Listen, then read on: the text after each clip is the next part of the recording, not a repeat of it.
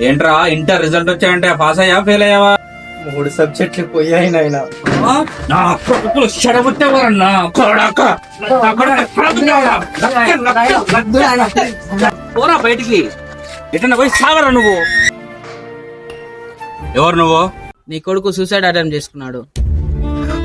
ఇప్పుడు హాస్పిటల్లో చావు బతుకుల మధ్యలో ఉన్నాడు. అయ్యో నా బిడ్డ, అయ్యో ఎగ్జామ్ లో ఫెయిల్ అయిన కోపంలో చచ్చిపోయాని చెప్పానే. కోపంలో నువ్వు చచ్చిపోవనొచ్చు, వాడు బాధలో చనిపోవాలనుకోద్దా. లక్షలు పెట్టి చదివించినారు, ఒక్క క్షణం వానికి అర్థమవుతుందో కావట్లేదు తెలుసుకున్నారా? ఒకసారి బయటికి వెళ్ళి చూడండి. చదువు లేకపోయినా చరిత్రను సృష్టించిన వాళ్ళు చాలా మంది ఉన్నారు. ఫెయిల్ అయితే సప్లిమెంటరీ రాసుకోవచ్చు. ప్రాణం పోతే నాకు బుద్ధి వచ్చింది అయ్యా, నా బిడ్డలు లేడంటే నేను బతకలేను.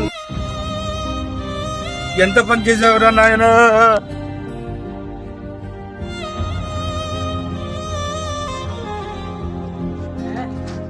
ఎగ్జామ్లో ఫెయిల్ అయ్యానని మా నాయన చచ్చిపోమన్నాడు.